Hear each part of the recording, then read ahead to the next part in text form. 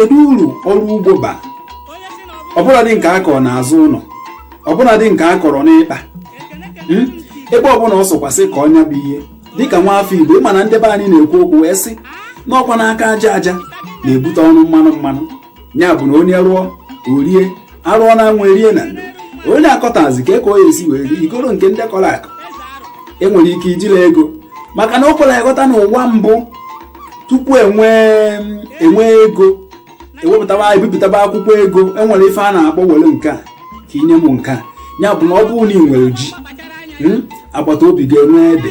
Ọ bụrụ na ede na-agụ gị, ijekwa agbata obi gị wee sị ya na ịchọkwa iri ede mana ị nweghị ede mana ị nwere ji, n'ime ọkwanụ ma ọ ya achọ ji. Ọ bụrụ na ọ chọrọ ji, ọ ijee n'ọba gị ma ijee n'ubi igwute ji, ijebunye obunye gị ede erie, ịghọtagbo.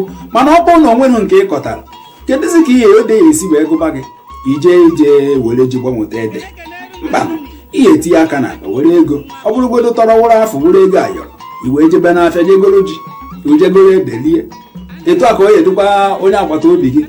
Ya bụ na ọnya ka iwu ndị Igbo na-ekwu na agbata obi gburu nkịta, onye nche gburu nkịta gburu agbata obi ya, nkịta gbukwe na onye nche gburu agbata obi ya, maka na agbata obi onye bụ nwanne ya, ịghọtago.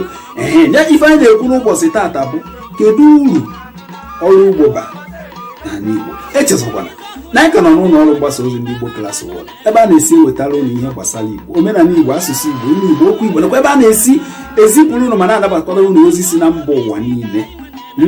Ya bụ unu ga-esonyere anyị. Aka mbụ nwanne unu nwoke Maazị Ijiji a na-esoro